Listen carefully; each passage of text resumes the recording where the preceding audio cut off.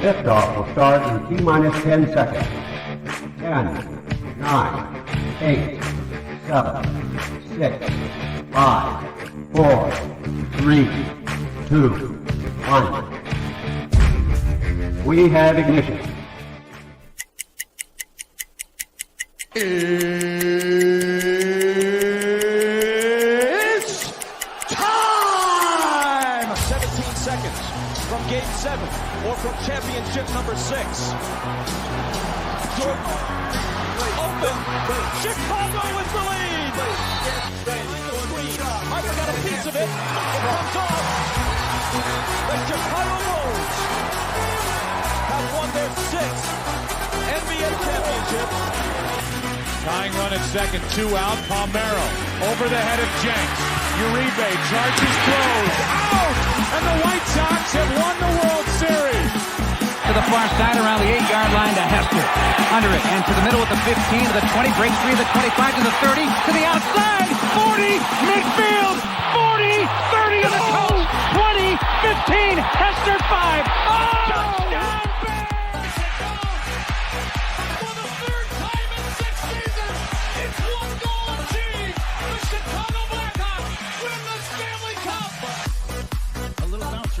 Toward Bryant. He will glove it to Rizzo. It's in time. And the Chicago Cubs win the World Series.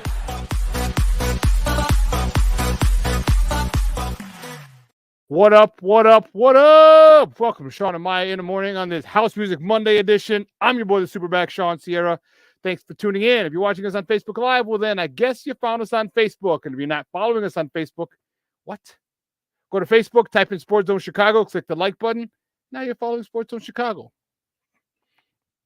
Make sure you follow, if you're following us on our YouTube channel, excellent.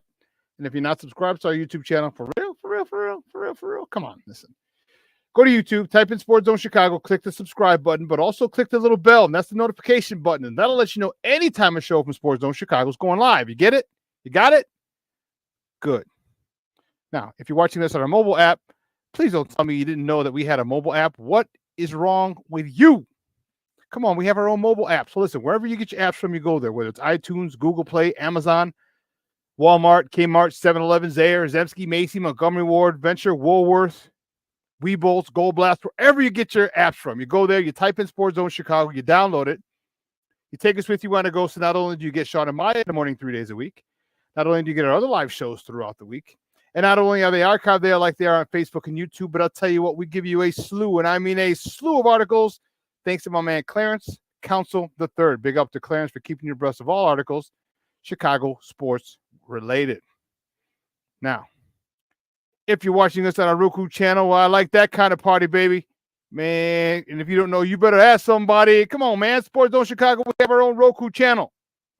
We have our own Roku channel. So listen, if you have a Roku television in the house, do us a favor. Download Sports Zone Chicago's channel right to your television. Right there. Right over there. All right, I'm from Chicago. My Chicago accent, right there. Right there. These, them, and those over there. All right, put it right there next to Netflix, Hulu, HBO, Max, no, HBO Plus, Prime Video, Disney Plus, Max, Stars. Oh, yeah. What's starting? Power Book 2 starting next Friday. I'm excited for that. The final season, which is going to be pretty long, but I like it. Paramount Plus, Peacock, all of them. Just download it, put it right there next to all of them, and you can watch us on the big screen. Hell, we're on the big screen, right, Mickey? Vicky, now. Now, you can also tweet the show. You can tweet us at SportsZoneShy. That's CHI at SportsZoneShy. Now, if you want to follow me, just me personally online, you want to know what I did? Well, let me tell you what I did. I made it nice and easy for you folks. Nice and easy. One handle for Facebook, Twitter, Instagram, Snapchat, and TikTok, all one handle at the Shawn Sierra. If you want to follow my lovely co-host Maya Akai, you can follow her on Facebook and Twitter at the Sports Chica. If you want to follow her on Instagram because you're an IGer and you do it just for the gram, we'll just follow her at Maya_Akai. It's MAYA_AKAI.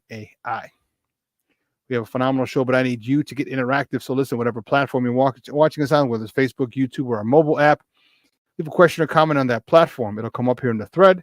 We'll put it up on the screen, incorporate it into the show. And that, my peoples, is what makes this the best Chicago morning sports talk show around. And that's you. All right, so bring them all, baby. Keep them coming. All questions, comments, smart-ass remarks, because ain't nobody scared over here.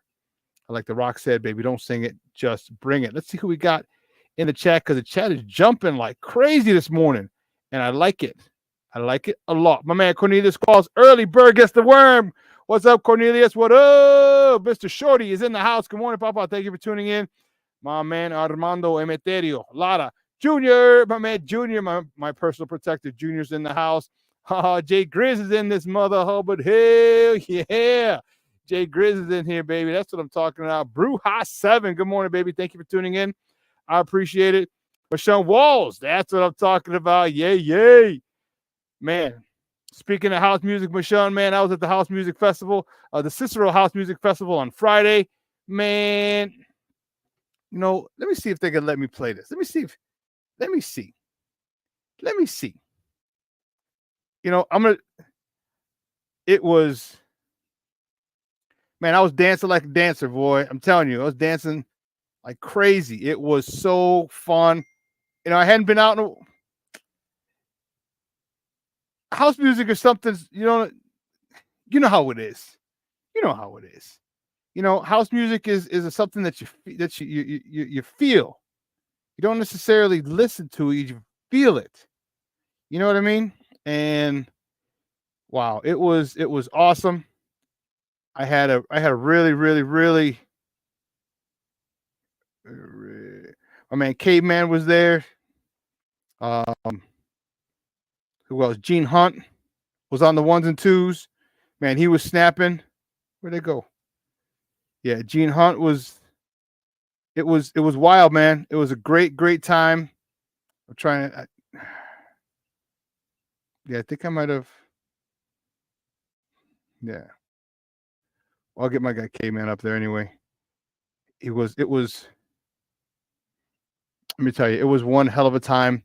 Speaking of House Music Monday, so said Jay Grizz, Shorty. Who else? Rashawn. Everybody exchanging pleasantries in.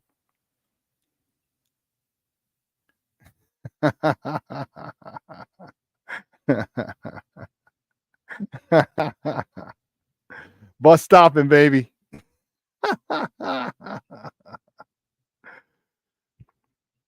They had to break the Cabbage Patch out, man. They don't know. They don't know about that. Them youngsters don't know. They think they know, but they don't know about the Cabbage Patch. Now we had to do a little percolator. We had to do, we had some little footwork. Lavette Lee, good morning, Mom. Thank you for tuning in. I appreciate it. Mashan, I do have videos from there.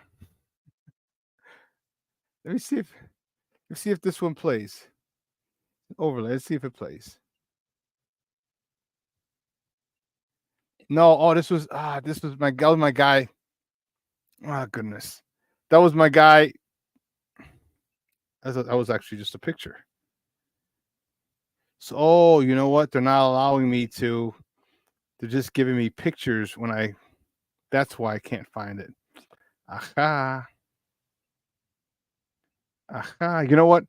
I'm going to send it to Steve. Steve, I'm going to send you a video or two and just put those up for me if you want just put those up for me if you don't mind. I appreciate it.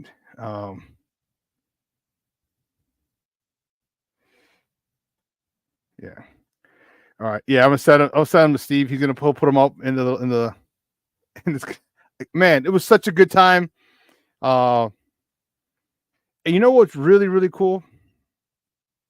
I still don't trust me. I still keep an eye out. You know what I mean? I still am aware of my surroundings. I'm still aware of and looking to see what's going on from where. You know what I mean? But there's no nonsense going on. You know what I mean? No nonsense going on. No fights. No one was talking shit. No one was squaring up. No one was representing. No gang stuff. It was great. It was great. Let me tell you. And I had a good time. And the crowd was a lot. It was a really weird mix of people. There are a lot of youngsters, 22, 25. All right. Then you had a lot of people my age who could be their parents. I ran into one of my friends, Mary Lou. Big shout out to Mary Lou. I haven't seen her in a while. Seen her maybe since last summer, or couple, or maybe 2 summers ago. Anyway, I ran into her. She was with her niece. So it was crazy, the age disparity, the age gap, or the wide gap, the wide range of ages that were there, which was dope. So I had a good time. Planks in the house. Good morning, Papa. Thank you for tuning in. Oh, cool. You were able to get Ken on for June 20th. Good stuff. Good. I'm glad. Glad it worked out. Glad it yeah. Good stuff. I gotta delete this. So it was a good weekend. Had some family stuff. Hope you guys had a really good weekend. Hope you're able to spend time with some family, friends, loved ones. There was a lot of sports to talk, but man, you always got to make time for family. And I just found out yesterday that my cousin Shorty, Melissa, Shorty, his daughter, Melissa, his son, Frankie, his mom's grandma. So his grandmother passed away. So it's his grandmother on his mother's side passed away last week, and yesterday was the wake. Today's the funeral. Man, first of all, she passed away at 97. So man, it was a great run. It was phenomenal. She got to see a lot, almost 100 years of life she had, and that was great. So when I saw him yesterday at the wake, he wasn't as sad. He said, man, he goes, she lived 97 years. He said she was very fortunate. She was surrounded by people who loved her. After 97 years, there's not a lot. She lived a full life. So he was happy. And but even so, like I said, just remember, tell your loved ones you love them. You just never know. You could be at 97, you could be 47, 37, 77. You don't know when your time, when the sand runs out of, the hourglass runs out of sand. All right, on your life. So make sure you let your people know, okay, that you love them. So I had a pretty busy weekend, dinner with family. So I hope you guys were able to get something like that in as well. Because we're gonna get ready, kick it, and talk about sports. All right, at 10 o'clock, my man Herb Howard from the Bigs is going to join me. We're going to talk Bears. All right, Caleb came back and had a great day on Thursday. Everyone was going crazy. Oh, Caleb's back, Hall of Fame, Bears Super Bowl. Yeah, but all the DBs are gone. The Bears defense is gone. All right, Jalen Johnson had a camp out in California. So Jalen Johnson, Kyler Gordon, Quan Brisker, Tyreek Stevenson, a lot of those guys were there. So Caleb did well against the backups. We're going to talk to Herb Howard, though, about that. We'll get his take on Hard Knocks, his take on the Hall of Fame game, a whole bunch. And, when me and Herb get together, man, it's going to be fun. It's definitely going to be fun and entertaining. So make sure you grab your popcorn for that one. Herb Howard at 10 o'clock. But let's kick it. Let's get it started, baby. Let's cue up MC Hammer. Let's get it started. Oh, see, some of you guys don't even know about that MC Hammer, man. Come on now. Let's get it started. Guys, you know how we do the first segment of every show? It's called Top of the Morning. It won't come just when you want it.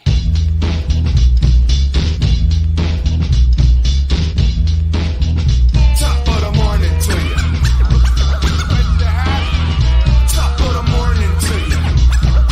What's the hat? Top of the morning to you. Let's see, the first top of the morning topic. Which way do we go? Which way do we go? Which way do we go? How about this? How about on a crappy note? The White Sox.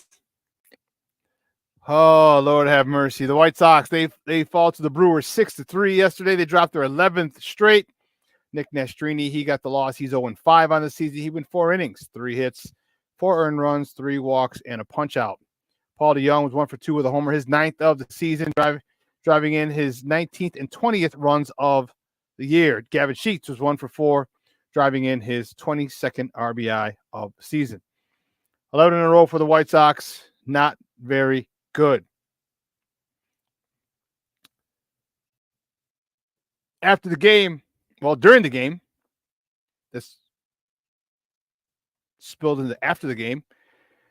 Tommy Pham. Okay. Tommy Pham, just recently signed by the White Sox. Had some not so nice words. He had to be restrained from catcher William Contreras. That's Wilson Contreras' brother. He was not happy with the celebration Contreras had. Pham was thrown out at home by a mile. All right, by a mile. It wasn't a bang play by any stretch. All right, Contreras was waiting for him, caught the ball, swiped, and got a little too fired up. Got a little too fired up for Tommy Pham. A little too fired up. And he went after him. Let's take a look. Here's the throw to the plate. And he's out. And Contreras is barking at him. Tommy Pham barking back. He's not backing down. He doesn't like that. And now home plate umpire Edwin Jimenez has to hold back Pham. Nah, we ain't taking that. We ain't taking that from the Brewers. I don't care how many L's we got this year. We ain't taking that. Now they're holding back Tommy Pham to make sure that everybody cools down. I mean, it was a clean play on all sides, well executed. You've got to take a gamble there. Maybe the throw is off the mark. For whatever reason, William Contreras decided he was going to give Tommy Pham an earful. Might be the wrong guy to do that, too. Might be the wrong guy to do that, too. Tommy Pham had some NSFW, not safe for work, post-game comments. Here's what he said.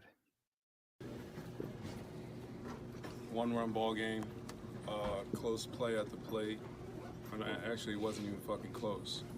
It was a shallow fly ball to left field. You would expect the left fielder to throw the base runner out on that play, but the situation of the game, third base coach sends you, you got to go. I'm nailed out at home by a mile. I'm going to the dugout, and I hear the tough guy with all the hoorah shit. So I'll never start anything, but I'll be prepared to finish it.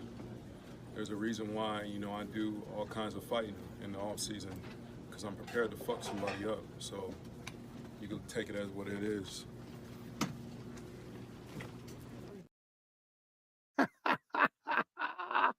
Pardon our French, Tommy Pham. Woo.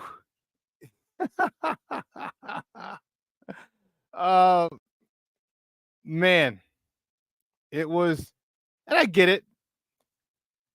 The issue is this.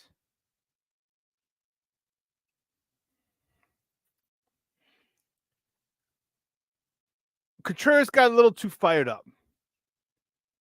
Okay. And believe me, I am definitely not one to say, don't or hide your emotions. Do not show your emotions. No, I get it. All right. Sports are a passionate event. Okay. Especially when you're playing them. Oh my goodness. Okay. But there's certain times when it's okay to get fired up, and other times when they're really not necessary. I don't think that time was necessary. All right. Tommy Pham didn't try and run him over. There's nothing malicious about what Tommy did. He slid into the home. He knew he was going to be out. He got tagged. He popped up. It's still kind of tagged home plate, regardless. But William Contreras decided to start barking. Well, some people don't like that. Some people don't like that. Tommy Pham is one of them.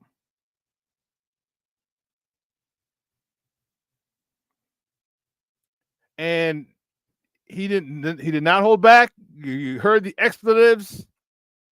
He was ready. You saw him on the field. He was just like, he's ready to bop. So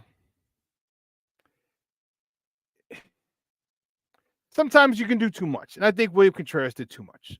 Personally, I just think he did too much. You know? But we'll see how it plays out. We will see, because I don't know if I don't think we play them again. So interesting. And let's not get it twisted. The Sox have lost 11 in a row. Tommy Pham is frustrated. The White Sox are frustrated. All right, any little chirping from an opposing team, that was going to set you off probably a lot sooner than it most likely would in a normal situation, because you've lost 11 in a row. But that's not their fault. That's not Milwaukee's fault. Okay? That's your fault, White Sox. Okay? That's your fault. You got to stop that losing streak. Trust me, you stop that losing streak, there's not a lot of yapping going to be going on for Milwaukee. Okay? You got to start winning. It just, yeah. Jay Grizz, just like his brother, trust me, as a Cub fan, the Contreras talk a lot of smack and love to show off. They do. They do. Yes, they do. They do. DC's in the house. Derek, what's up, Papa? Good morning. Thank you for tuning in. Yeah, the Contreras are very, you know what? They're very passionate, dude. They're very outspoken. They're very loud. They're very combustible. You know? So, anyway. Next top of the morning topic, the Cubs. There you go, baby. The Cubs. There we go. What are you doing? What are you doing? The Cubs fall to the Reds 5-2. They dropped that series. Ben Brown got the start. He got the loss. He's 1-2 on the season. He went 5 innings, 6 hits, 5 earned runs, a walk, 6 punch outs. Cody Bellinger was 3 for 4, hitting his 10th double of the season, driving in his 27th RBI on the campaign. And Bodie drove in his first RBI of the season. I hope you weren't expecting help from us, Cub fans. Hope you really, truly weren't expecting help from the Sox. Because if you were, you were greatly disappointed.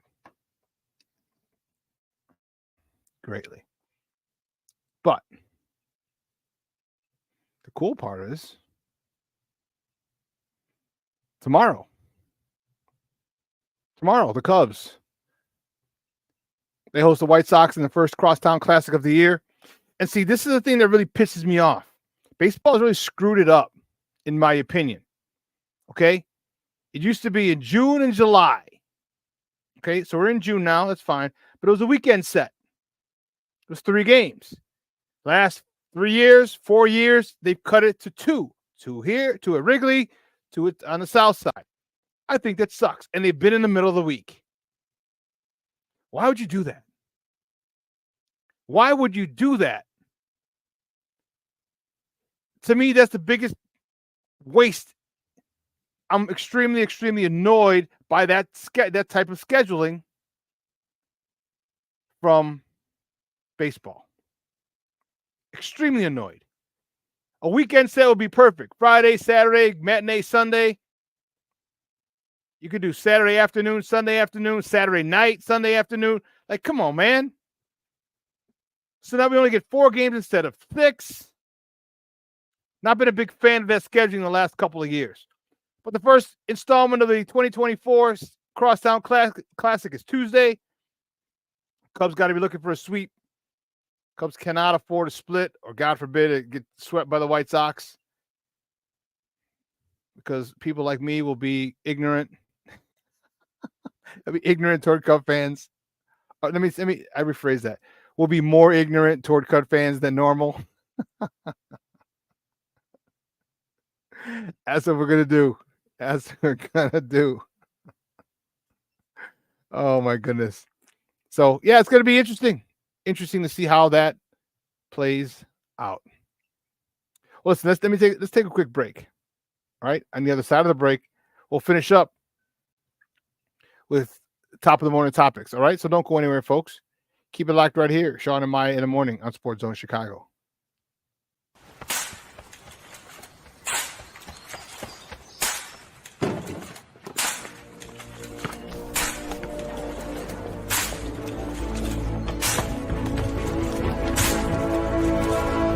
Move it!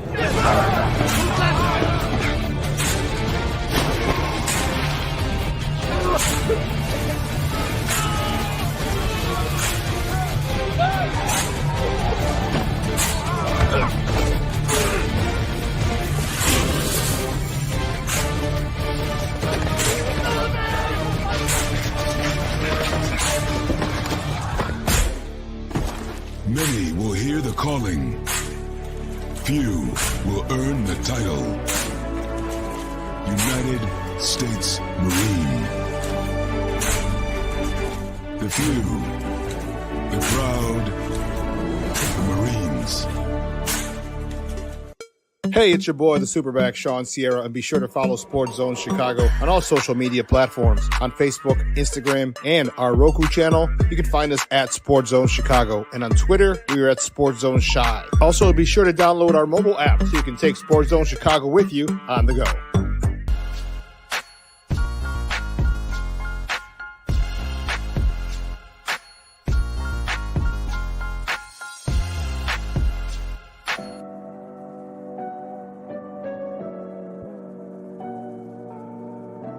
How do you take care of your mind health?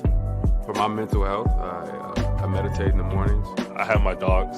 They're the best. I just find ways that help me just relax. Finding things that make me happy, like being close to my family. I meditate a lot and read books.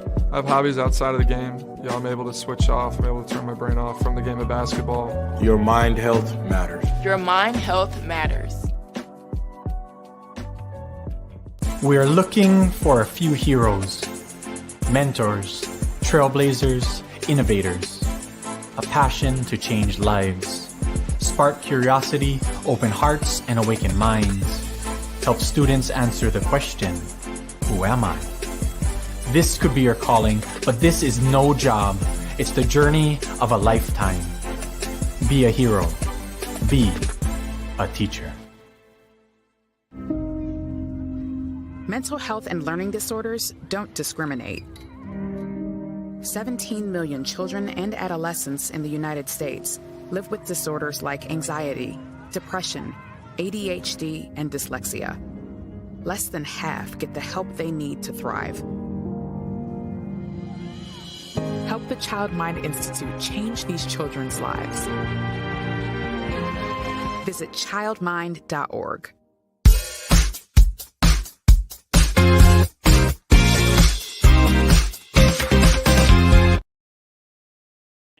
And hit a homer. Pops this one to center. And Bellinger pulls it in for two. Line drive, that's a base hit. And that'll score one. Suzuki around second, on his way to third. Trading places, and a run scores. Cubs are on the board, it's 5-1. Back to work. And that's through the left side hole and a base hit. So a promising start to the Cubs sixth. That'll get through. Wisdom will stop at second. And back-to-back hits. And David Bodie ready to step in. Bounce, De La Cruz, shovel to India, run scores, throw to first, not in time. But Wisdom comes home, but some damage control, 2 outs. Welcome back to Shawn and Maya in the morning on Sports Zone Chicago. Those Cubs courtesy of the Marquee Network. Those were your Cubs yesterday. Your Cubbies with a 5-2 loss. Next top of the morning topic, the Sky. This is a very, very highly anticipated matchup. Unfortunately, the Sky fall to the Indiana Fever, 71-70 on Saturday. Man. Kennedy Carter, she had 19 points. Raina Mabry, 15 points, 9 rebounds, 2 assists. Camila Cardoso making her season debut with 11 points. Did I get that wrong? I think I might have got that wrong. Hold on. I thought she had more than that. I must have made a mistake. Cardoso. No, 6 rebounds. I thought she had more. All right. 11.6 rebounds for Camila Cardoso on her first day back. And Angel Reese, 8 points, 13 rebounds. All right. You know, there was that was a tough one. Marina Mabry was at the line with under 10 seconds to go. Sky down 2. Misses. She splits the free throws. And hence Sky lose by 1. That was a tough one. That was a tough one. There was a lot of passion, a lot of energy, a lot of a lot of emotion. There we go. That's the word I'm looking for. A lot of emotion. Okay. And it's understandable. Remember, Caitlin Clark, Angel Reese, you know, they went back 2 years ago, or last year, excuse me. 2 seasons ago, not this past season. When Angel Reese and the Louisiana State Tigers beat the Iowa Hawkeyes in the women's final. If you remember that. And that's where Angel Reese was like, "You can't see me," gives her the John Cena. Also points to the ring finger. That whole deal. And they adds to the drama. Okay, that adds to it. Well, speaking of this, they were mad. Obviously, the Sky was upset. Okay. And the next top of the morning topic, the game was marred by a flagrant foul at Kennedy Carter on Caitlin Clark. People are calling it a cheap shot. I guess you know what? Yeah, it was a cheap shot. There's really no need for it. No need for it. But here's the one thing. Let's not get it twisted. This is sports. Okay. And let's remember, Caitlin Clark talks shit too. Let me get this down so we can get this squared away. Caitlin Clark talks shit too. All right, let's not get it twisted like, oh, they're coming after Caitlin and blah blah blah blah blah blah blah. All right, Caitlin she talks her shit too. Now, it might not be as much as it was in college when she was the big dog. Okay, but she still talks her shit. So let's not get it twisted like she's perfect and everyone's just picking on her. Okay. There is jealousy, no doubt. There is a sense of you must prove yourself, rookie, no doubt. And I think she took it a little too far. I think she was. I need to probably see it again. Let me watch it again. I thought, yeah, it was unnecessary. Don't get me wrong. I'm not advocating Kennedy Carter. Kennedy Carter. I'm not saying what she did was. I'm not advocating for her. I'm not giving her excuses. I think Caitlin fell or was trying to get a foul call, and they're not giving her the foul. Let's see. And Clark. I mean, that's clear, which was called. The question is, will they call it unnecessary? Kennedy Carter. So, yes, that was unnecessary. But it was an acting job. You want to know how it's an acting job? She hits her in the hip. If you get hit in the hip, your upper body is not going to fall back. Your whole body will move. But if we'll watch it again, when you get hit in the hip, your upper body isn't the first thing to go because your whole body is being moved. So she bumps her in the hip. Again, not called for, not a basketball play. So I'm not condoning anything Kennedy Carter did. But Caitlin Clark was trying to get a foul, which deservedly so. But I think she embellished. She didn't really have to because there was not a basketball play. But just watch her upper body. And Clark. I mean, that's clear, which was called. The question is, will they call it unnecessary? Kennedy Carter.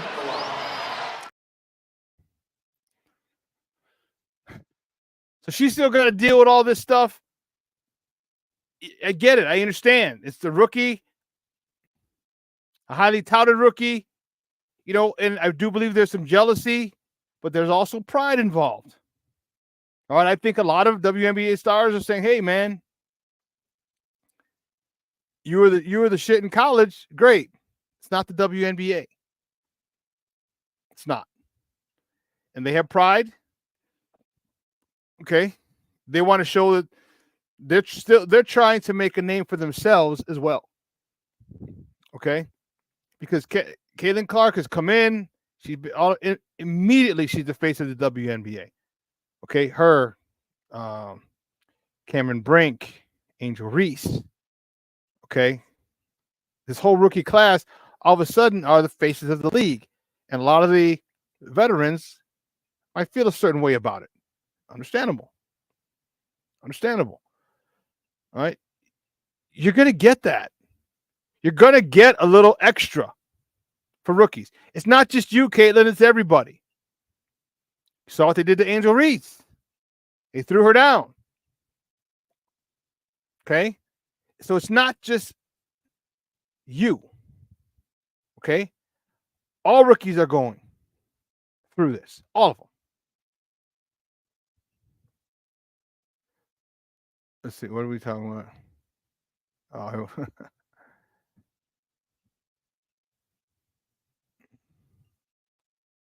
yeah, that was a cheap shot. All right. But it wasn't as bad. If you notice, Caitlin Clark could have stayed upright. But she, as I told you, first her whole body moves and then her upper body falls. Like, come on. Well, I get it. This is the LeBron era. This is the acting era. I get it. Okay, cool. But Skype got to do better. They're James, good morning, Papa. James Ford in the house. Good morning. King Booker World is in the house. Good morning, baby. Thank you for tuning in. I appreciate it. Hey, see Adam joining us this fine morning. Plank is in the house. Man, I told you, some of the usual suspects. I love it. I love it. I love it. I love it. And then to make things worse, next top of the morning topic, Angel Reese, watch her. She gets fined $1,000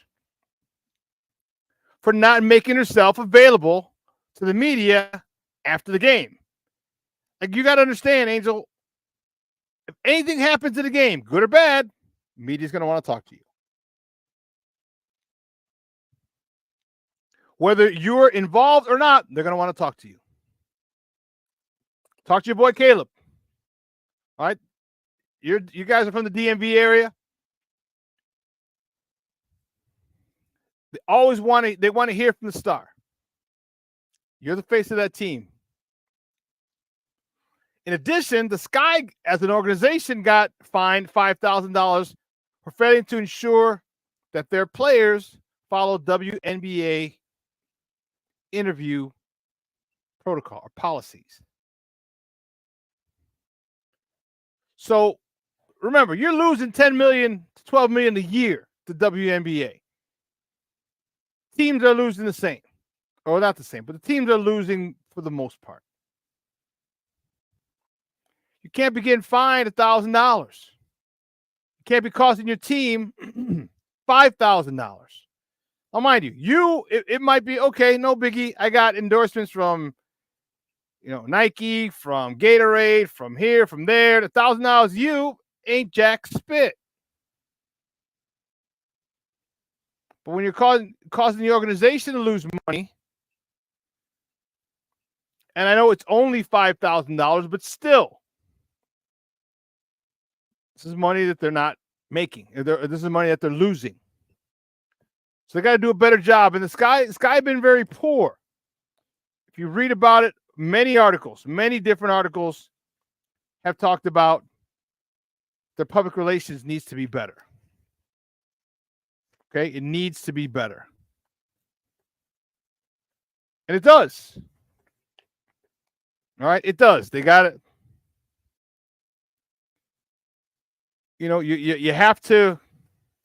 You got to be available. People want to talk to you. They want to get your perspective. They're asking. Many of them are asking what the fans want to hear. Like you had that whole situation. Remember, you're the face of the Sky. They're going to want to hear from you, Angel. They're going to want to. Right, wrong, or indifferent, this is what they're going to want. All right. So hopefully this is a learning experience for you and realize that you're going to be, you're going to be asked to talk a lot about stuff that you may not even have been involved in. Might not even have been involved in. Okay. But c'est la vie. That's how it goes. All right. Well, moving on to the next top of the morning topic. The NBA Finals start on Thursday in Boston. So Boston has a home court advantage. Start on Thursday, 7:30. The Dallas Mavericks take on the Boston Celtics. The Boston Celtics are in search of their 18th NBA title. 18th NBA title. Boston, as I mentioned, is in a no-winning situation. They were picked by many pundits before the season started to win the NBA title. So if they win it, not a lot of hoopla will be made from the media because many picked them to win it. And if they lose it, a lot of hoopla will be made by the media because they were picked to win it. Damn if you do, damn if you don't. But it's going to be a tough series. Dallas has two closers. All right. Luka and Kyrie. Dallas has two closers. Many teams don't have one closer. Okay. Boston has two closers. Jaylen Brown, Jason Tatum. Okay. This is good. This is going to be quite the series. I'll talk about who I'm going to pick later on in the week. Probably Wednesday. Probably Wednesday I'll decide who it is, or I'll let you guys know who I think is going to win this series.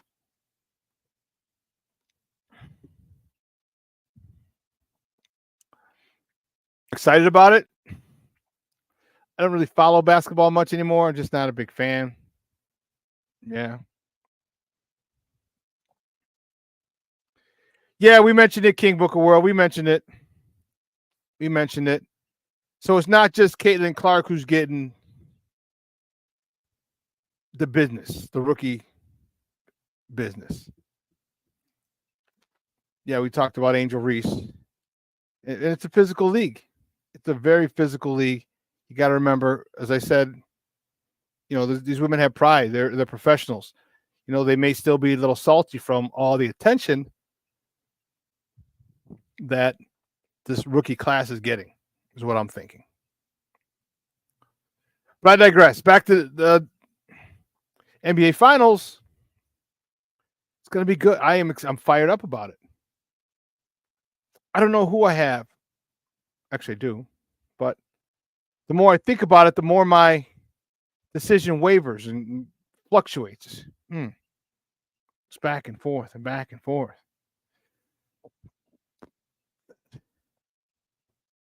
I like Luka. I like Kyrie. Still a little annoyed about him. And that's just me being petty because Kyrie seems like he's grown up a lot.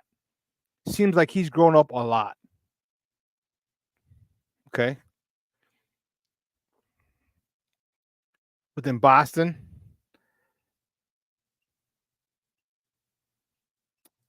the one thing I don't like about Boston is the fans and how their fans say we have the most titles. And I says that's true. But just not forget, you also had played in the league. You won your titles when there was a league of 6 teams, 8 teams. All right, no free agency. So so basically it's the same team every year. You add a couple guys in the draft, but nothing crazy.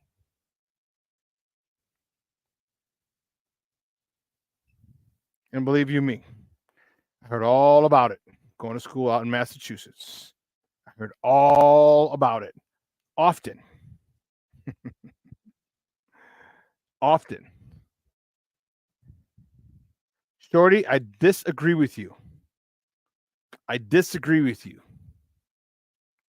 They're not as bad as Packer fans. Yes, they are. Yeah. They're worse. They are worse. Okay. The entitlement that Boston Celtics fans have. Yeah.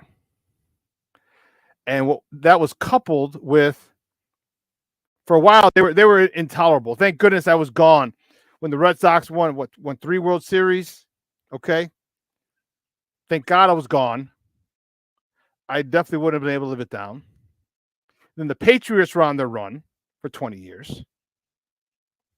Okay. The Bruins won a Stanley Cup. So Boston was at some point, they were intolerable for a while. They were definitely intolerable. Because the Patriots were in it they went to 10 Super Bowls in 20 years. 10. Damn should have won 8 out of the 6. But yeah. They're worse. I in my opinion, they're definitely worse. New England fans, the Boston fans. Yeah, they're just, they just prepped for playoff football, which they knew they were going to every year, except the year Tom Brady tore his ACL. Okay. And the Red Sox, their rivalry with the Yankees was AC Adam. F Green Bay, F New England. Oh, that's classic. Well, the last top of the morning topic before we welcome our guy Herb Howard. The Stanley Cup final is set. Game 1 is Saturday in Miami.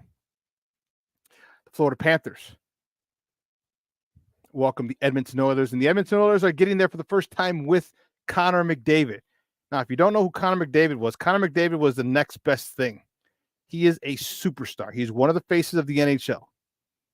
Okay. 8 years in the league now. This guy was amazing. He was, when he came out, he was what Connor Bedard was this year. He was the dude. Every 4 or 6 years, you'll get one of those dudes. Oh, shish kebab. You know what? I can't believe I forgot to send that to Herb. I can't believe I forgot. Herb's like, hey, man, where's the link? Oh, man.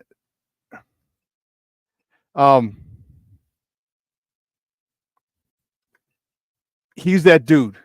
And this is the first time he's getting to the Stanley Cup finals. And people are happy. Edmonton is happy. This is, reminds me of a lot of Oiler fans of the dynasty. All right. Now, some of you, if you're not into hockey, you might not remember it. In the 80s, man, it was something. Gretzky, Messier, Marty McSorley, Yard Curry, not Yard Curry. Grant Fuhr was the goalie. Great, great stuff. And they're getting back to that. Just watch this. This is the move. This is Connor McDavid. Look how, just watch. This is nasty. Gets you thinking, okay, where's he going to put it instead? Right around Haskin. One more time. Look at how disgusting that is. Gets you thinking, okay, where's he going to put it instead? Right around Haskin. He drags it. He goes between both defenders, freezes the defender, backhands it, puts it where Mama puts the peanut butter on the top shelf for the goal. This young man is nasty. Connor McDavid is nasty. And he's finally playing in his first Stanley Cup Finals. And hopefully, it won't take us 8 seasons, but hopefully Connor Bedard will be playing in the Stanley Cup Finals in the next 3 years. That would be phenomenal. That would be phenomenal. Now, depending on how fast the rebuild goes, all that good stuff. All right. Well, listen, let's take another break. All right. On the other side of the break, we're going to welcome my guy, Herb Howard. He covers the Bears for the Bigs. And we're going to talk a lot. We've got a lot of Bears talk to discuss. A lot of Bears talk. Okay? So don't go anywhere, folks. Keep it locked right here. Shawn and Maya in the morning on Sports Zone Chicago. Uh-oh. Hey, it's your boy, the SuperBack, Shawn Sierra, and be sure to follow Sports Zone Chicago on all social media platforms, on Facebook, Instagram, and our Roku channel. You can find us at Sports Zone Chicago, and on Twitter, we are at Sports Zone Shy. Also, be sure to download our mobile app so you can take Sports Zone Chicago with you on the go. Time out. How are you feeling right now? Happy? Excited? Angry? Overwhelmed? One of the best things you can do for your mind health is to name what you're feeling. It can sharpen your awareness and help you talk about your feelings with someone you trust. Here are 3 questions to ask yourself. Where are your thoughts right now? In the past, the present, the future? Do you notice any sensations in your body? Is your heart beating fast? Is there a flutter in your stomach? Or are you fully relaxed? What do you need right now? Time with others? Time to yourself? Remember, there's power in this awareness. So find ways to identify what you're feeling today.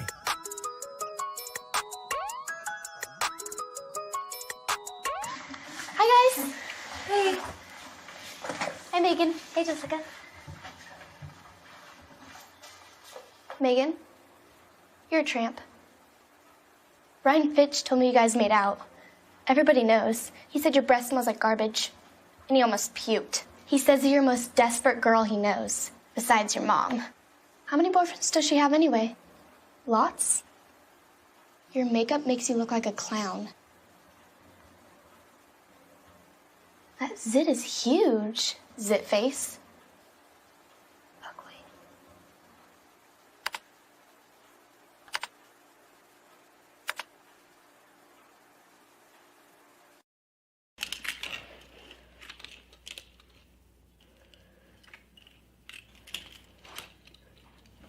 Hey, bud, what you doing? I'm playing with cars. Cars? Can you show me what a car does? Whoa, whoa, whoa, whoa, whoa. Hold on a second. First of all, this is a school zone. So you need to put down your cell phone, stop texting, and let's get to driving. Now you're coming up to a stop sign, right? You need to slow down and stop before you hit that Y line. I want you to look left, right, left. You don't want to get hit by a car going on your left, and to your right to make sure you don't get sideswiped by a guy coming from your right. You're coming, and you see a crosswalk. You better slow your horses down, because the #1 rule of driving is always yield to pedestrians. Now stop, pull over, and you are done driving. Gosh, what do they teach you kids in school nowadays?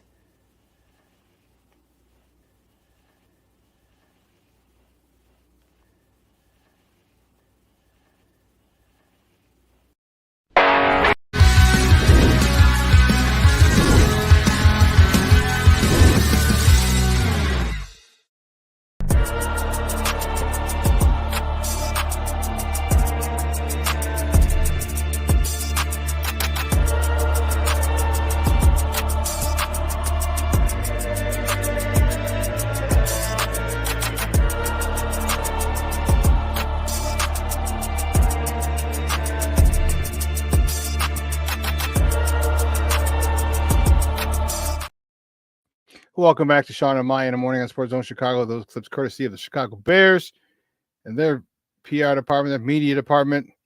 Yeah, that was from rookie minicamp. There were a couple other ones, later ones, where Caleb hits Rome Odunze over Tyreek Stevenson and some other good ones. But it's good. It's just good to see them playing catch. It's good to see them going against a really, really, really good defense. And, you know, when Caleb had the rough day and, you know, a whole bunch of other media, oh my God, the sky is falling, the sky is falling, the sky is falling. Caleb's a bust, cut him, you know, arrest him, throw him in jail, throw him under the jail. Like, relax.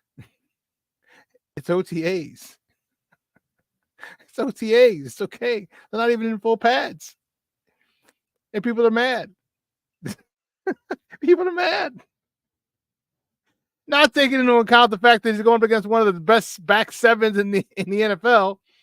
Caleb's a bust. Caleb's this. Caleb's that. Caleb. Come on, man. Be smarter than that. Then he comes back then he comes back on Thursday and man has a good day. And everyone's like, oh, he's back. Okay, woof. Oh my, Caleb.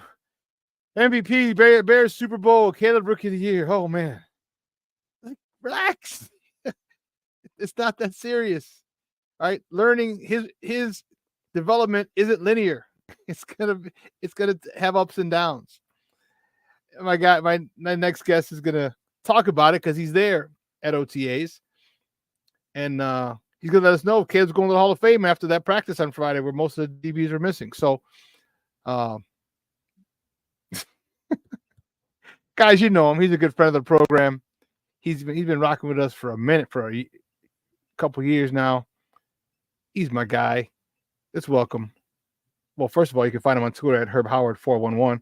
Let's welcome our guy, Herb Howard. Herb, what's up, Papa? How are you? Shawn, what's happening, brother? Appreciate you having me. Man, glad you're able to make it. And so have they fitted Caleb for the gold jacket yet after that practice on Friday? Last week he was a bust, you know. It's just last week Earlier he was a bust. yeah. This week he's a Hall of Famer, you know. So it's you know, it's an interesting little roller coaster ride that some people are on. You know, I'm not riding that roller coaster with him. I think he's gonna be fine. It's gonna be some good days, gonna be some bad days. The Bears have a really good defense, especially like you said, that back seven is elite. And they're gonna take advantage of that rookie, but not only the rookie quarterback, you're talking about an entire team learning a completely new system. You got a lot of new players at key positions. And then they're being led by a rookie quarterback. So it's going to take this offense some time. I know everybody's excited about the weapons that they have. I am too. You look at DJ Moore, Keenan Allen, Rome, Cole Kmet, Gerald Everett, you know, DeAndre Swift.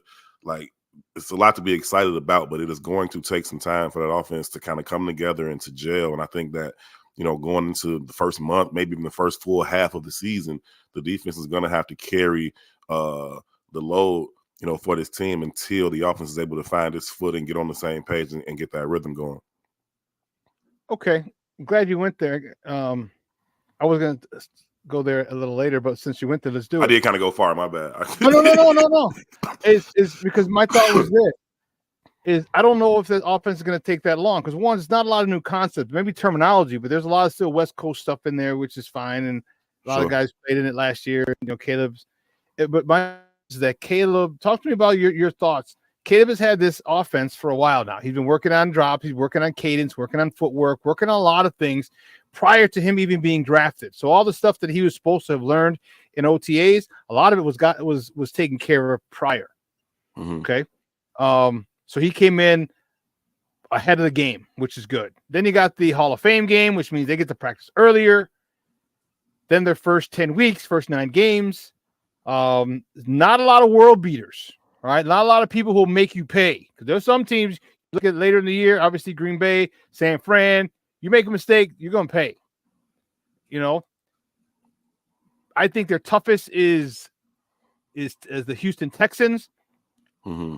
Do you think that this offense could be pretty efficient by the end of that easy schedule? And the easy part of the schedule, I say the easy part of the schedule ends week 10. With the Patriots, because they have Washington, Arizona, and the Pats. Do you think the training wheels could be off at that particular point because of all the things I said? Caleb having early access, early practices because of the Hall of Fame game, easy schedule, guys and teams that may not be able to take advantage of you as much as the back end of the schedule. Do you think that maybe by week 10 that they could kind of be slinging the ball a lot more than they are week 1, 2, and 3? Yeah, I think by that point in the season, that's when I would expect them to kind of be firing on all cylinders, to have this thing kind of rolling really well. Granted, they're healthy. I think that having the schedule that they have is beneficial. Obviously, I think that Caleb Williams comes into as good a situation as any number 1 overall pick has ever walked into. And so all of those things will benefit them. All those things will give them a chance. But I think they're going to need that kind of lighter schedule early, because I still think it's going to take them some time. I just think, getting used to playing with one another, DJ Moore and Keenan Allen getting used to running routes next to each other. When do I break? When do you break? When do I cut under? When do I cut over? Those type of spatial things that just kind of happen. As you get more accustomed to playing next to guys. I know what the route says. I know how it's drawn up on paper, but then it's how it's actually run on the grass, and then finding those rhythms and those little, nonverbals and how they just kind of sync up and play off each other. Those things will take some time. It'll take some time for Caleb to get used to the nonverbal communication with his receivers, to read their body language, to understand, okay, I can kind of look and see when DJ is open, or when this is going to be back shoulder, when it's going to be front shoulder, when he's about to come out of his break. Those types of things will just naturally take some time, and they're going to look a lot better week 9, week 10 than they will week 1 and week 2. And I think it's a very, very good thing that they have the defense that should be able to hold down the fort until they're able to start, putting up 35, 38 in a game. I don't expect that to happen too frequently, too soon. There may be some just because the schedule is light, but I think it's going to take them some time. But I do think it's benefited Caleb to be able to understand where he was going early, get a head start on the playbook. I think he works hard at it. He's obviously uniquely talented and gifted. So he's got a chance to come out and play well early, but I think it'll take some time. Are you happy with his struggles early? I just think it's natural. I won't say I'm happy or not happy about it. I just think it's to be expected. He's a rookie quarterback. I don't give a damn how good he is, or he won the Heisman. He's number 1 overall pick, and I know he's the most highly touted prospect since Andrew Luck or whoever. I get that. But it's just going to take some time. It's the National Football League, man. It's not a game. These dudes are for real. You know what I mean? You're looking across the field. And you're seeing, it's for real, right? You're looking across the field and you're seeing dudes with a lot of skins on their wall. Jalen Johnson and Kevin Byard. And those guys, they've been doing this for a minute. And so he's not going to just come in and dominate against this defense and, just at this level. So I think it's natural for him to have some of those struggles. He's going to have some good days. He's going to have some bad days. That's just the nature of the business. And so I think what I am happy about is that the Bears have this defense for him to go up against, right? If they didn't have a good defense, I wouldn't like that as much as I like the situation that he's in right now. Having that good defense is going to allow him to be tested early. He's not going to play a defense better than this until that later part of the schedule that we just got done talking about. None of those first 10 teams have the defense that the Bears have. The Houston Texans have a pretty good defense. That'll be a test. But other than that, the Bears are far and away the best defense that he's going to see until later in the season. I think that's a really, really good thing for him. I think he'll be tested. And by the time the season comes along, he should feel like almost relieved to go out there and play week 1 as opposed to playing against the defense that he sees every day in practice. Yeah, I got into a little disagreement with some people, because you and I are in the same boat. I know it's tough to believe. Because I said I want him to fail. I want him to fail gloriously. Oh, you're just a hater. You're this and this. I'm like, well, obviously you don't know sports. Right. I said, you don't know jack spit about sports. I said, because the more he fails in camp, the more he fails in 7-on-7, the more he fails in OTAs, the more he fails. I said, guess what? That's part of his learning process. That means the more he's failing now, that means the closer he gets to succeeding. Okay, because if he succeeds now, first of all, we'd have an issue with the defense. Like, oh, hold on. This rookie coming in, tearing up with it, learning a new offense with new players and everything, and he's tearing up this back 7 that is so elite. If that was a situation, I'd be really, really worried. But it's not. These guys are picking on him. And I mean that in a good way. All right, they're making it difficult for him. They're making it tough for him. And like you said, once you're able to get to be successful with these guys, first string there, not at Jalen Johnson's camp. Right. Then you're going to start being, you're going to have, what that's going to do for a lot of things. It's going to give him confidence. More importantly, it's going to give that offense confidence. It's going to give that defense confidence because they'll say, you know what? We made him. This is part of us. His success is because of us because we were on him. So I've said it, and people got mad at me. I'm like, you just don't understand sports. And I said, fail miserably, gloriously right now. Even in the preseason game, I don't give a damn. All right, fail.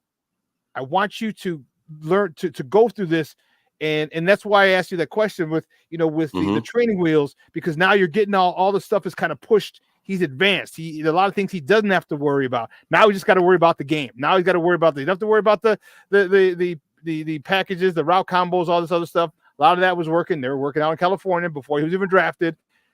All that stuff, and I hope in me, like I said, I don't mind.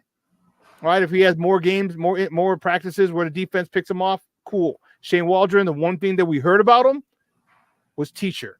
And if you're a teacher and you're a coach, you want them to fail. So now that is the best experience you could ever get is failure.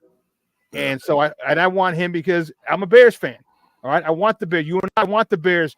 We want him to hold the Lombardi Trophy in a couple of years. All right, so we got to get through this now.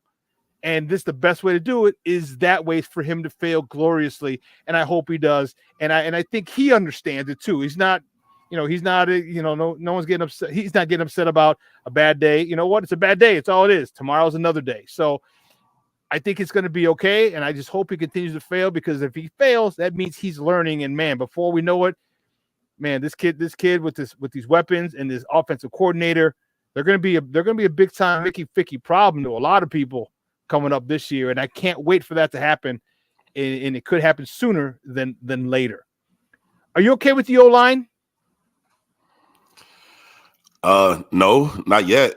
I think potentially it could come together and it could be a pretty solid unit. I don't think they're going to be an elite unit, but they could be a top half of the league unit, and I think with their weapons that they have, that should be enough for them. But even that has to come together. That interior of the offensive line is a huge question mark right now. They're fine at tackle. Everybody knows with Darnell Wright, the trajectory that he's on.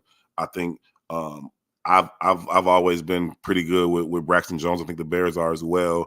They've got some options behind him at swing tackle, whether that's Larry Borum or it's Amagaji or whomever. I think they're okay on the outside, but the interior, it's got some questions there, man. I know tevinjenkins, when he's there, when he's healthy, he's a really, really good player and a difference maker in the middle of that offensive line, but his health is always a question. Nate Davis, not only is his health a question, it's getting to the point where his desire is even starting to come into question. And that's not something that you ever want, as a football player, is people questioning your desire. And so it was good to see him back on the sideline. Last week, Thursday, he was out there. He wasn't participating. He was kind of on the side trying to ramp up and get back, into playing shape. But they need those two guys to be in the lineup. They need both of those dudes to play 14, 15 games. If they can get that out of those guys, then it'll be fine. I don't know that you're going to get, 29, 30 starts between the two of those guys. And so then you have to question the interior depth that they have and what's going to happen at center, right? The assumption was Bates was going to be starting. Well, last week Shelton was in there starting. At least the practice that we got to go see. Shelton was in there, and so that seems like that's going to be a bit more of a competition. It's kind of going to play out throughout the summer, and it just doesn't give you enough time to get that cohesiveness with the center and the quarterback. You got a rookie quarterback. You want to have those things kind of solidified. The worst thing that can happen to any quarterback, rookie or not, is pressure up the middle, and you want to get that, kind of sustained as quickly as possible. So I think I got some questions about the interior of that line. It could come together and be just fine, and then one of those guys will take over the starting spot at center, and then the other guy will be an interior depth piece that can play all three interior positions, especially if you talk about Bates being that guy. So I like Jatari Carter as well in terms of the depth piece at guard. So it could be fine, but they've got some questions that got to get answered right now, and I don't know how long that's going to take. Yeah, I'm hoping. And one of the guys talked about Shorty talked about he anticipates Tevin being healthy in the contract year, and I hope he is. I hope he is, because we all know what kind of a beast and a monster he is. When he's healthy. So what about Nate Davis? He hasn't been back. I mean, we don't know. I hope, I'm praying that it's not a situation similar to last year where he had his mom was ill. You know what I mean? I hope it's not. But it just doesn't seem like he's there. Doesn't seem like he's. I don't know. And I'm getting this feeling that's just from here, and I'm not there like you are. I just get this feeling like he's not there. Like if that was, and I'm looking at it for me. If that was me, like my next year, I'd be there all the time. Like you wouldn't be able to get. I have a spot at Hallis Hall. You know what I mean? Except to go home and hang out with the wife for a little bit. You know what I mean? But other than that, I'd be at Hallis Hall, just showing my teammates I'm here. I'm ready. Last year was an anomaly. Okay, but near here, you can count on me. I'm 10 toes down. I am where I'm at, and I'm at Hallis Hall. Are you get any weird feelings about the situation with Nate? Yeah, I think everybody is because of how things went last year. Now, obviously, he was dealing with the loss of his mom, and that's a tough situation for anybody, and you certainly understand that. I don't think his mom is going to pass away again this year. So, I mean, I don't not. Like, you know what I mean? So I think that it's natural to just kind of have these concerns about, his desire. You heard some of these things coming from his former head coach out in Tennessee. He's like, we like guys to practice.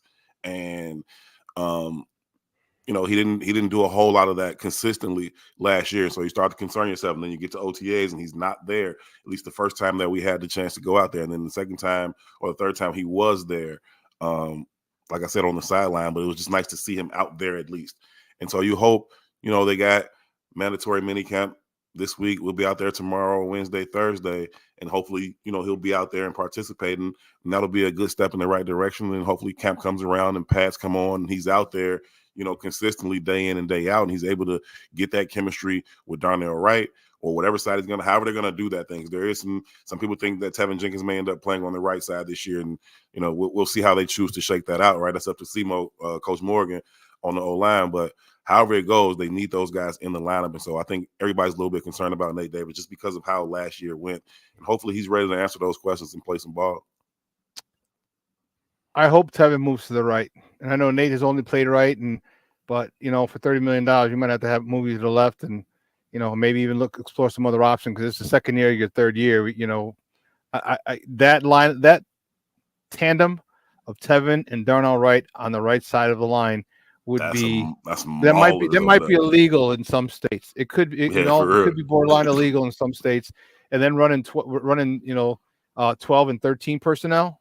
Yeah, come on, man. That could be it. Guys, we're joined by Herb Howard.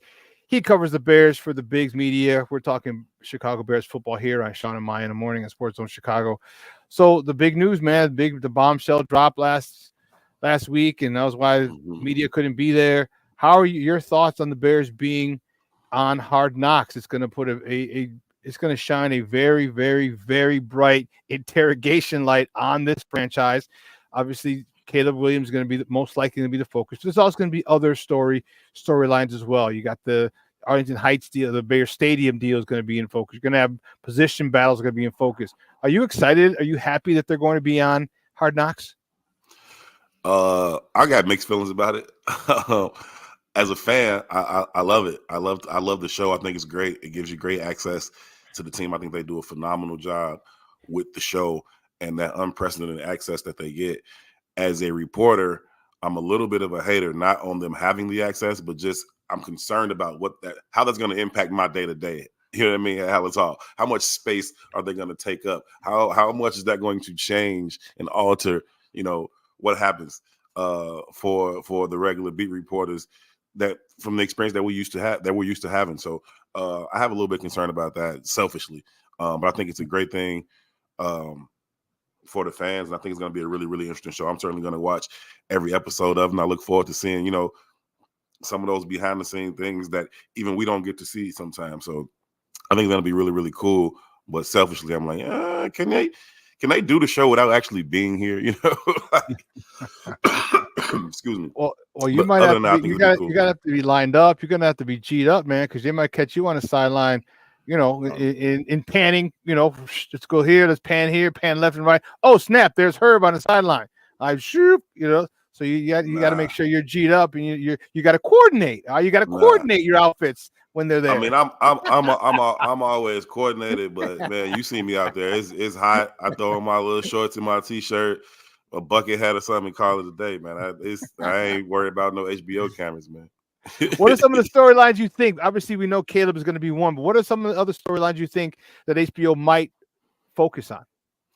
Yeah, I think that's going to be interesting to see. I think they'll focus a lot on Shane Waldron and that offense as a whole coming together. I'll be interested to see, how he teaches, how he looks in the classroom, how he commands a meeting. Those types of things will be interesting to kind of see on there. Same thing with Flus. We haven't had an opportunity to see exactly what that looks like. I think we understand a little bit more about Flus and who he is, but I think that'll be another storyline as well.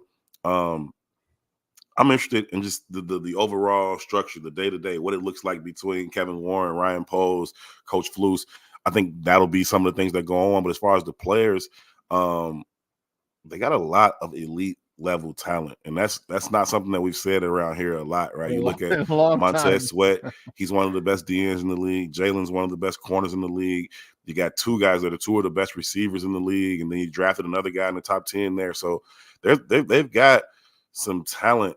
And I think those will be some interesting kind of battles. I look forward to seeing the competition in practice too, right? Some of those guys will be mic'd up, and you'll get to hear some of that stuff, some of that chatter on the field. I mean, we're standing on the sideline in practice. You can already hear. I mean, this defense, they chirp, they talk. You know what I mean? They got high energy. They make plays, and they tell you they made a play. So I'm looking forward to kind of what that will look like.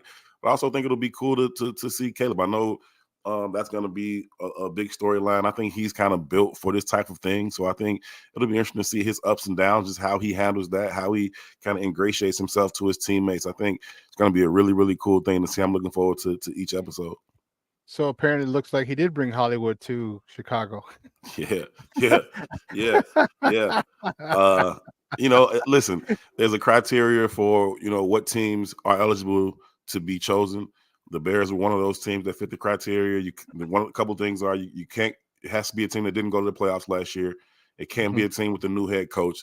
So it's limited, what teams are even available. And then you look at those teams, and the Bears far and away have the most intriguing storyline just by having the number one pick, Caleb Williams being who he is, but also the Bears being an intriguing team, having been 7-10 last year. This wasn't a 3-14 team. This was a 7-10 team that should be in the playoff hunt this year. So very intriguing. A lot of star power on this team, which is, not all that common around here. It made a lot of sense for HBO to pick them. Plus, it's Chicago. It's the third biggest market in the country. It makes a lot of sense for them to put them on there. I know the Bears didn't want it. Certainly, George McCaskey has been, vocal about not wanting it. I don't think any NFL team really wants people behind the scenes kind of going through their dirty laundry and all of that.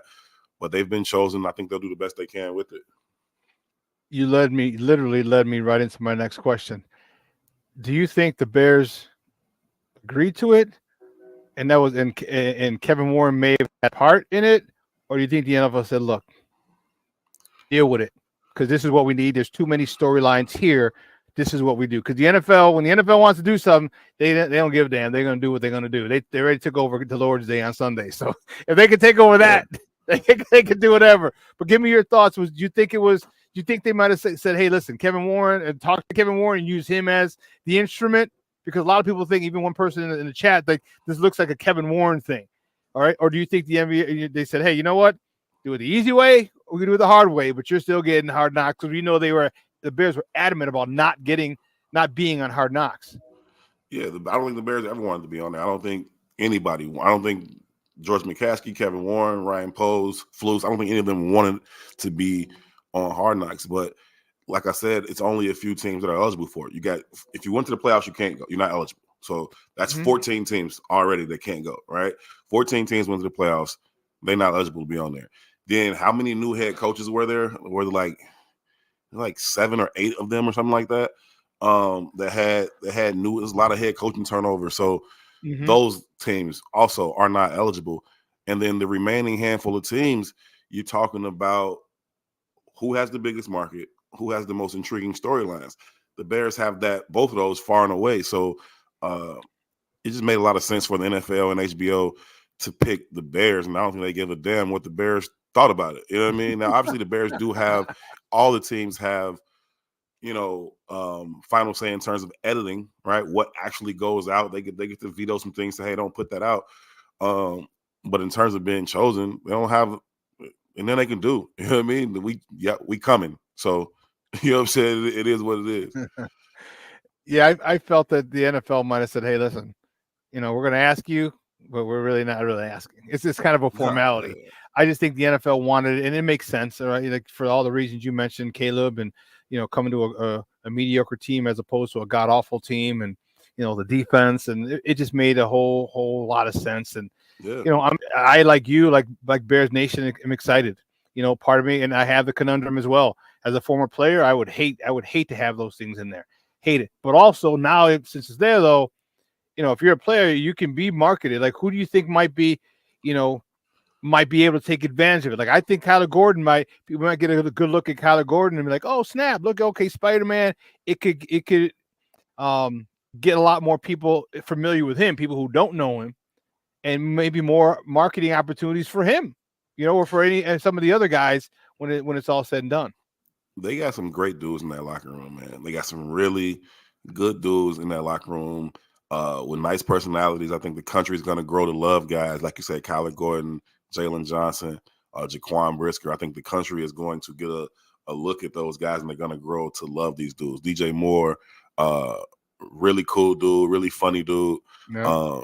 I think a lot of these guys are going to take advantage. It's here, right? It ain't nothing you can do about it. The cameras are going to be there. Y'all going to be on national TV every week. It is what it is. So some of the guys will kind of avoid and leave it alone. And some guys will take advantage of it. Some guys will take advantage of it and use it to brighten their own star. And I think that'll be a good thing for some of these guys. I think the country's going to get a really good look at Jalen Johnson. They're going to be very, very impressed by the person that he is, the player that he is, the leader that he is in that locker room. I think it's going to be a really good thing for him as well. So I think a lot of guys will kind of take advantage of it. Some guys not like that. You know what I mean? Some guys I don't expect Montez Sweat to be heavily featured in it. Obviously, he's a dominant player. They're going to want to, but just at least in that first year, kind of watching him move, I don't think he's a guy that's going to be, front and center on no cameras and all that. So, but some of the guys absolutely will. And I think that when the country gets a chance to know some of these guys, they're going to love them. I hope so. You know what? I'm really fired up about it because I am a huge Bear fan. I want the country to see him. And you know what? And I want the country to see us because of the situation. Yes, we didn't make the playoffs last year. All right. But damn well we were a middle of the road team, and with a couple of non-monumental, non-monumental collapses or monumental collapses. Without those, we could be 10-7 pushing a playoff berth. Right. And then to bring in a rookie quarterback, with who he is and his personality to that team, I'm really excited, man. It's going to be really, really fun. Talk to me about the defense real quick. You and I have mentioned it before, but as it's getting closer, I'm starting to have more and more love and feeling a lot more and more for Eric Washington and what he's going to do for this team that people are not even going to really, they're going to say, oh, he's taking a step forward. He's taking a step forward. We're all expecting Gervon Dexter to take a step forward, maybe Andrew Billings, maybe even Booker or Marcus Walker. But if they do take a step forward, it's going to be because of Eric Washington. Talk to me about what you expect Eric Washington to bring to those guys as the season draws closer, because I'm getting by the day, I'm getting more and more excited about Eric Washington coaching this defensive line. Yeah, that may be the sneakiest addition to this team. Everybody's talking about, the Keenan Allens and Caleb's, and that's cool. But bringing in Coach Washington is going to really, really help this defense. His expertise on the defensive line specifically is going to help them in a place where they need the most help. That's where that defense needs the most help in terms of getting some of those players to the next level on that defensive line. They were not able to answer all of their questions or fill all of their holes, on the defensive side. And I think a lot of people wanted them to address the 3-tech. But listen, the Bears thought they did that just last year. They just invested a 2nd-round pick and a 3rd-round pick with Gervon Dexter and Zach Pickens. And so, they're hoping that they already have those answers on the roster. And I think that Coach Washington is the perfect person to kind of get them to that next level. You look at Gervon Dexter, he came into OTAs. You can tell he's put the work in terms of physically. He looks leaner. He's just a huge monster dude in the first place, but yeah. He looks leaner, which is going to allow him to play a little bit quicker, should be a little bit better for his conditioning, and hopefully it allows him to play lower. Now, getting low at 6'6", whatever he is tough, but if he can play with better pad level and have a little bit more explosiveness off the ball, that's going to help him in this penetrating defense at the 3-tech. So Coach Washington's going to get the most out of him. Obviously, we wanted some an addition at the other end spot opposite Montez Sweat, and that still may come. They still may go out and re-sign Yannick Ngakoue. That still may come as well. They obviously drafted Austin Booker, and then you got DeMarcus Walker already there. So I think that Coach Washington is going to absolutely get the most out of that unit. Whatever those guys have in them, he's going to bring it out of them. And so I think he's a really, really good addition to this unit. I think he's a great person for Coach Flus to have as a resource when he's off doing other things. He knows that Coach Washington is fully capable of commanding this defense, calling the defense if he needs to, but specifically getting the most out of that group up front. And so I think that's going to be a really, really good addition to this team just by adding him to the coaching staff. You've been there, so give me your thoughts on Austin Booker. I like him. I think he's, personally, I thought he was a one-trick pony for this year. He's got a lot more talent. I'm not saying that that's his only thing, but I think this year, but he gained a lot. He's been in the weight room since we last saw him. I definitely noticed that. What do you think his role will be and could be by the end of the season? Because I just saw him as a specialist because of his ability to get to the passer, but he might. What do you see? You've seen him out there. You've seen him with the added weight he had since draft, since the end of the season. Can he be a 3-down guy, or is right now? Do you think it would be just for him and a team for him to be a list, or what are your thoughts on Booker? Because I like him paired and being coached with, not just being coached with, but being coached with in your formative years of the NFL by Coach Washington. That's huge. Yeah, all I can tell you right now is what he looks like, physically. We'll obviously know more once the pads come on. You get to see him actually rushing against Darnell Wright, rushing against Braxton Jones, Larry Bourne, just NFL tackles, right? And then we'll be able to know more about the full scope of his game. Does he have the ability to use his speed and turn it into a bull rush, right? He doesn't have the brute strength just yet, but just his sheer speed, you get the tackle on his heels, then you can go straight through his chest. Does he have counter moves to his speed? Can he get upfield, get a spin move back to the inside? Can he get that first step up the field, jump back inside? So those are the types of things we can't really tell until the pads come on fully. But looking at him, he looks the part. He looks very, very athletic. He's extremely long. He uses his arms well in terms of creating distance and separation from the tackles. He's got a good first step. He's got long legs. It's almost weird how long his legs are. Yeah. Long limbs, period, man. He got long arms too, bro. Yeah, he's just a real wiry, long dude. And so you got to see how he uses those things, right? You got to see how he uses those things in terms of leverage and pad level and those types of things. But I think he's a guy who can come in and should be able to help them. I don't view him as a 3-down in, not right now, but they don't need him to be, right? You got DeMarcus Walker that plays the run really well. So he's going to be your first, second down guy opposite Montez Sweat. But then on third down, when DeMarcus Walker kicks in and you take Billings off the field, now you can bring in Austin Booker, and can he have some production? Can he take advantage of the one-on-ones that he should be seeing? Because you expect Montez Sweat obviously going to command his double team. Hopefully Gervon Dexter is still getting in there and creating some pressure from the inside. And so it should leave him out on the island one-on-one a lot of times against those tackles. And can he use his natural ability? And then can he be coached up, like you said, by Coach Washington to get some counter moves, some technique things, some hand placement, those types of little details that make the difference at this level. If he can do those things, then he could be a guy that comes in and helps them on third down, and he could be a guy that finds himself with half a dozen sacks or so, given the opportunities. Now, again, that'll depend on, what it looks like not only when the pads come on, but also if they do bring in a guy like Yannick Ngakoue, because then that's going to limit, some of his opportunities. But then you talk about having like a NASCAR package, and do they kick, Yannick inside, or can they kick Montez inside and have Yannick and Booker on the edge? Those types of things. So if they do bring in Yannick, that'll give them a lot of different options to kind of move guys up and down that defensive line. But I think you got to like what you have in terms of the prospect. Now, he has to be molded in terms of Booker, but you got to like at least that lump of clay that you have with him. He's got a lot of traits that you can work with.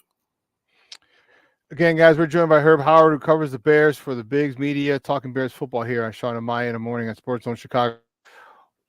Coach Eberflus, how soon, and I think I asked you this before, as this defense gets more and more comfortable playing with each other in OTAs, and how soon do you think at all that he's going to give it up the play calling and kind of be the CEO?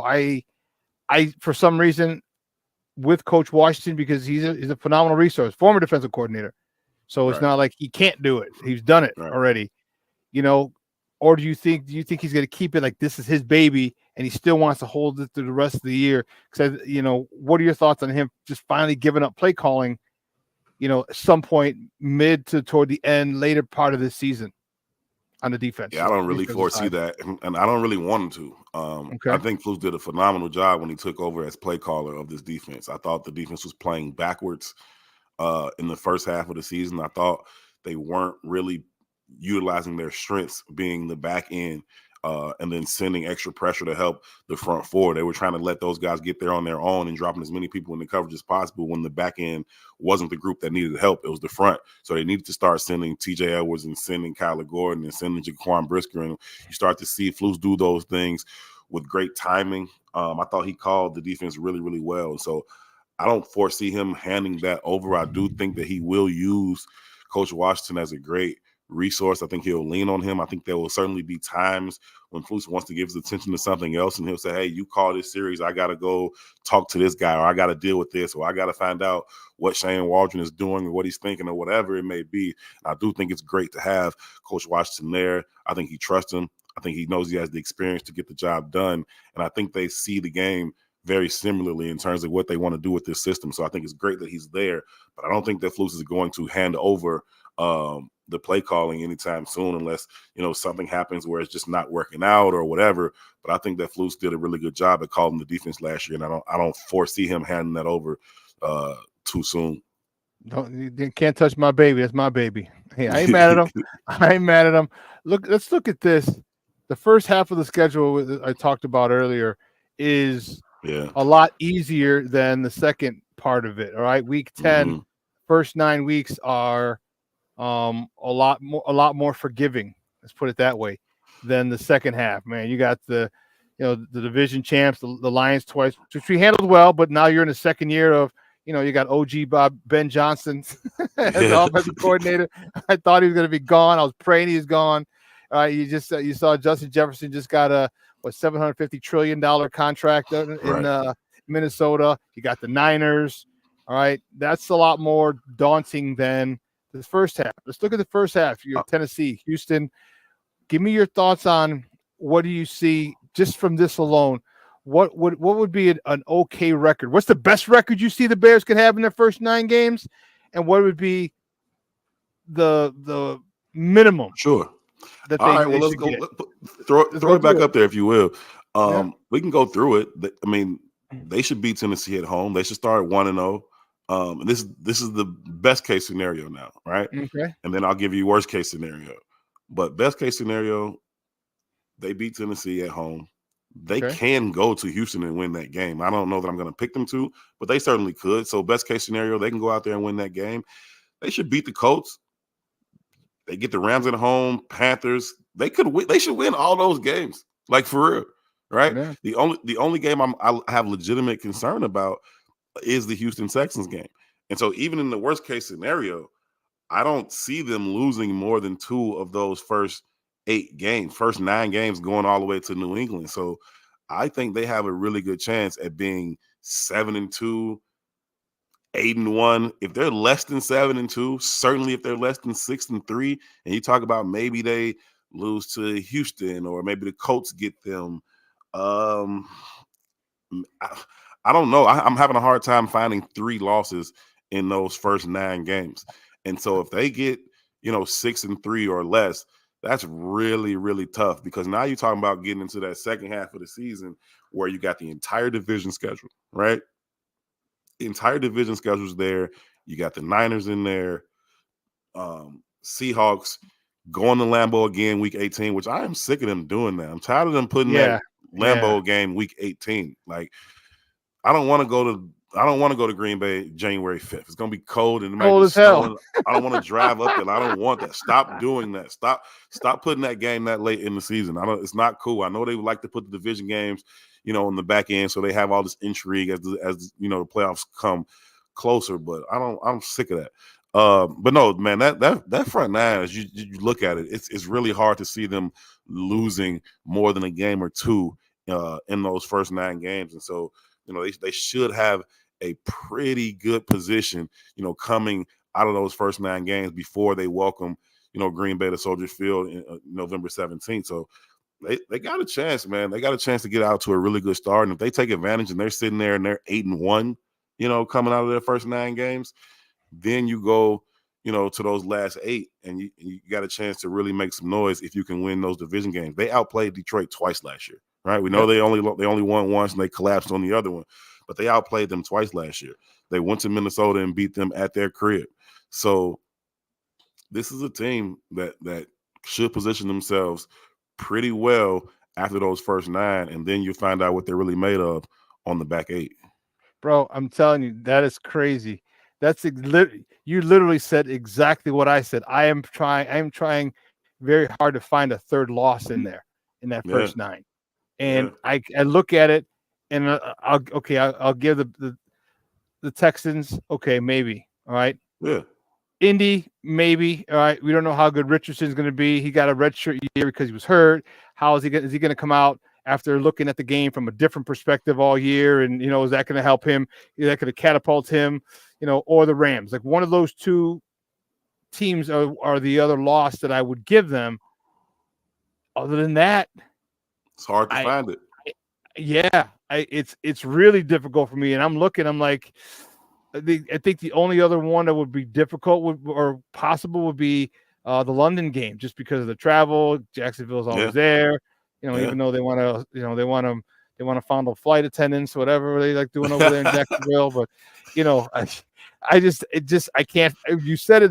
I said that a couple times. Like I can't find. I'm struggling to find a third loss. You go into week 10. All right, 7-2. 7-2. The confidence level of this offense is going to be through the roof. The confidence level in this defense, because of the offense, is going to be through the roof. And that buzz really in the city. It's going to be, us 7-2 going taking welcoming Green Bay to our house. The buzz in the city would be crazy. Man, that would be so from our lips to God's ears, because I'll take 7-2 in that first, but I honestly see 8-1 or in a long stretch. I just don't want to be too much of a homer. I could see them winning all those games. But I'll just say 8-1 or 7-2 is where I'm gonna go. Yes, 6-3 should be the absolute worst for that. But the absolute worst should be if they find themselves 5-4, they messed up, right? So they messed up somewhere. But if they're healthy, 7-2 is realistic, and 8-1 is on the table for them. Yeah, and that would be, man. This town will be going nutso. This town will be going freaking insane if they're 8-1. For real. So, hey, Herb, great stuff as always, man. I really appreciate it. Derek Carter says 7-2 as well. Let's go. I'm more than comfortable with 7-2. I am ecstatic with 7-2 because we'll be vying for the division title at that particular point.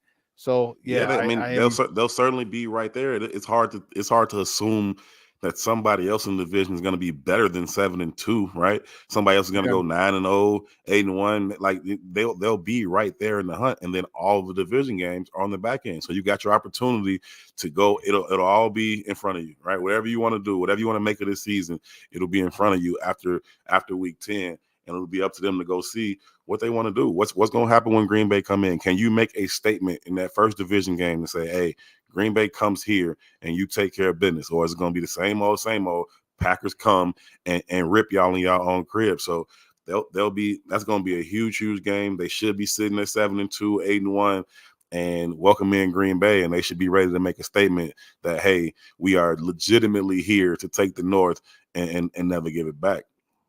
What do you think? What if it goes sideways?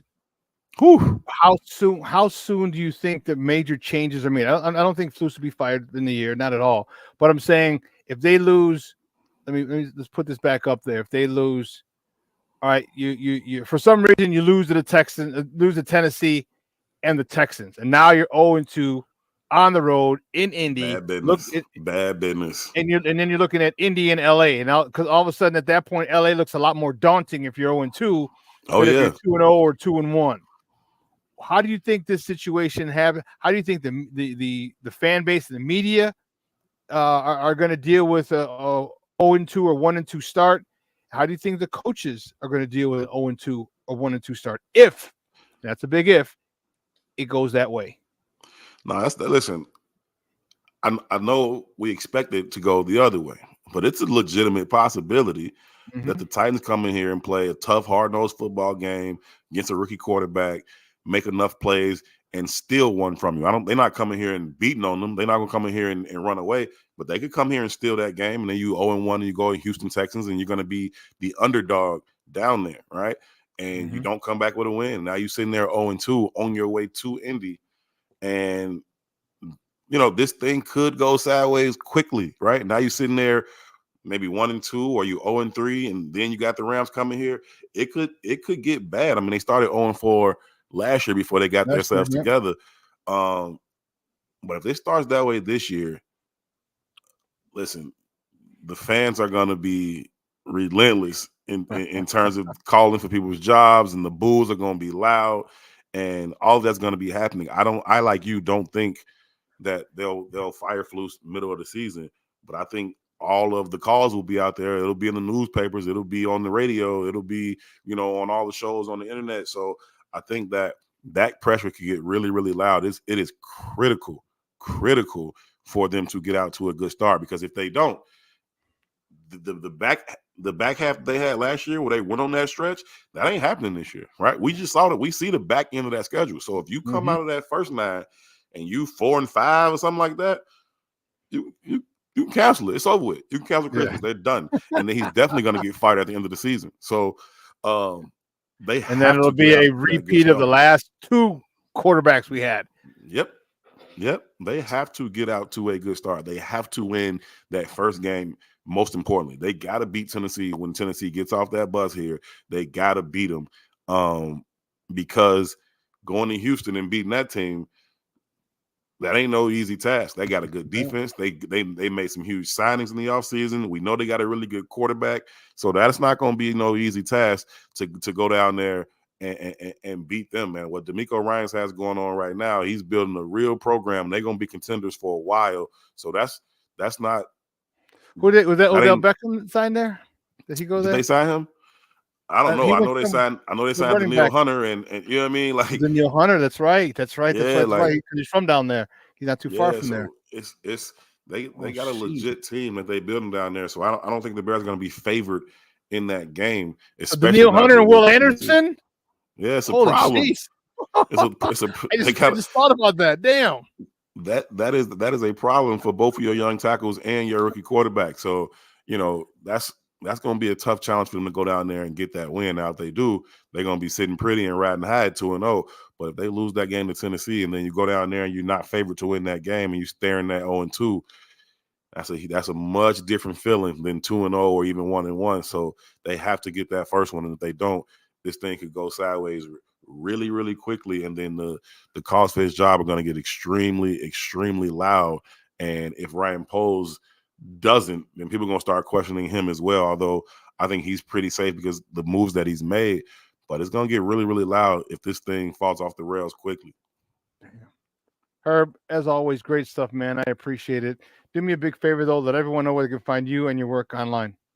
Always a pleasure, man. Thanks for having me. You can follow me on Twitter at HerbHoward411. You can follow my work at It's the Bigs as well. Always a pleasure to sit here and chop it up with you, man. Thanks for having me. Man, thanks for coming on, bro. I appreciate it. We'll talk soon, all right? Yep. Thanks. Guys, that's Herb Howard, who covers the Bears for the Bigs. Man, what if it does go off the tracks? What if it does? I mean, what if there's a late fumble or a pick? Everyone's so quick. Well, Caleb never threw an interception on 3rd or 4th down.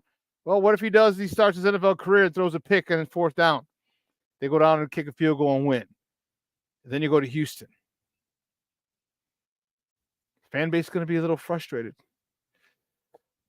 You go to Houston. 0-2. 0-2. You go to Houston, then you go to Indy. And remember, Indy's a wild card. We don't know about Richardson. All right, he was injured just about all of last season. Does he come back and have a phenomenal season? All right, we saw Patrick Mahomes sat, not due to injury, but he sat.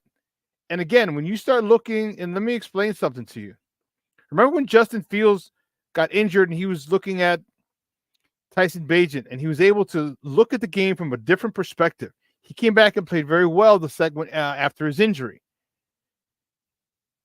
When you have a whole season like Anthony Richardson did, to watch yourself on tape, all right, your first couple games, then to watch another quarterback on tape, break it down, figure out, see what you think you would have done. Okay, I would have called this. You look at it differently. Here's where the mental part of the game is so profound.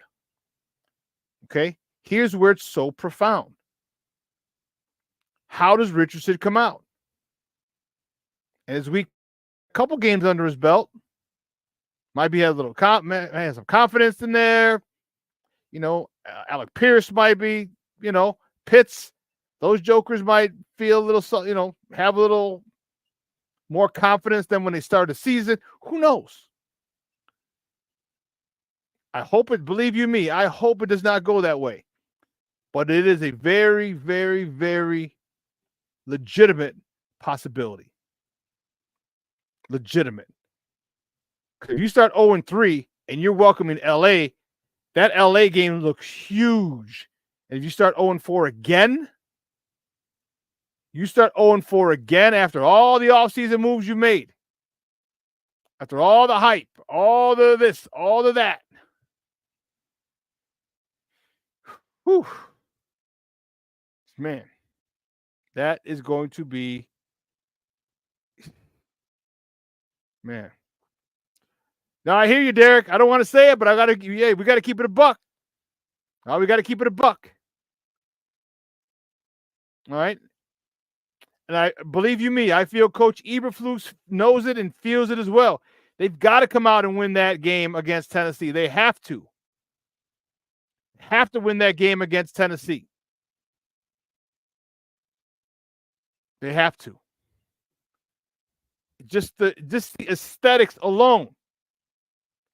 You get all these acquisitions, these draft picks, quarterback, the offensive coordinator, defensive coordinator / D-line coach, and you lose game one at home. Big one. Big, big, big game. Stop jinxing them. I just said it's a possibility. Oh, man, Nomad in the house. Good morning, Papa. Thank you for tuning in. I appreciate it. Man.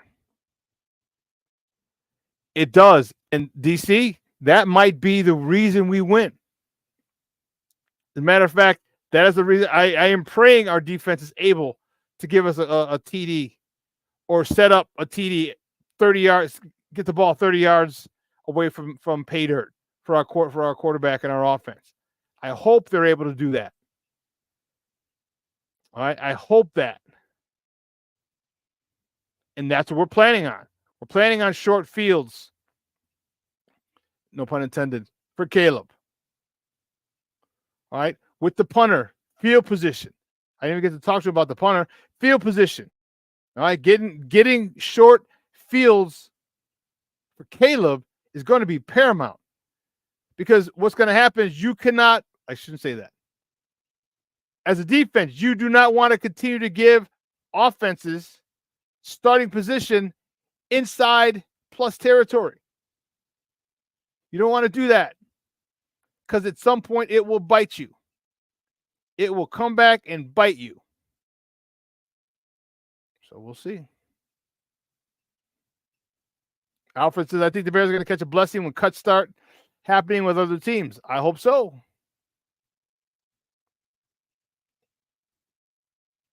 I hope so. I hope so. Yeah, those first six games, if the defense can carry them, which they have more than enough talent, let's do it. Let's do it. Man, 3 hours is come and gone. Wow, I want to thank my guest, Herb Howard, for coming on, talking Bears football with me. All right, we got to talk a little baseball, a little Tommy Pham. We previewed the Crosstown Classic, which starts tomorrow on the north side. All right, we got to talk a little Chicago Sky. All right, Caitlin Clark, Bears.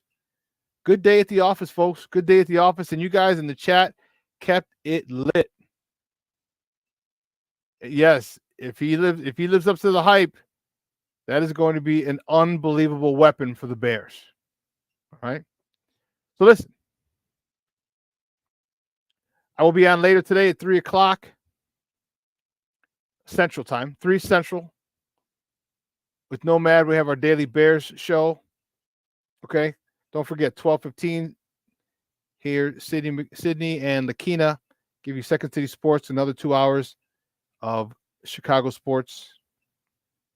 All right, and then I'll be back on at 3:00 with Nomad talking Bears. I'm fired up. I'm excited. I'm looking forward to it. Had a good weekend. And, yeah, the weather in the Shire will be warm today. I like it. I like it a lot. What's the weather? What's the weather today? Let me see. The weather today is supposed to be, oh, snap, high of 83. Yes, sir, Bob. Beautiful day in the All right, folks. For everyone here at Sports Zone Chicago, Elliot Baez, our executive producer, Clarence Council, our social media guy, my co-host, Adam Sension, Maya Kai. I'm your boy, the Superback, Shawn Sierra. Tell the warden who said hi and bear down. I'm going to get her now. Going to get her at her CrossFit. Going to get her there now. All right, guys, I'll see you at 3:00 Central. All right. Make sure that you enjoy the rest of your day in the next couple hours until then. And like I said, tell your loved ones you love them. All right, let them know. Don't ever let that be. Don't ever let them worry about that. Let them always be sure that they know you love them and that you care about them. All right. So for everyone here at Sports Zone Chicago, I'm your boy, the Superback, Shawn Sierra. I will replay this tonight at 6:00. All righty, folks. Your boy, the Superback. I am out.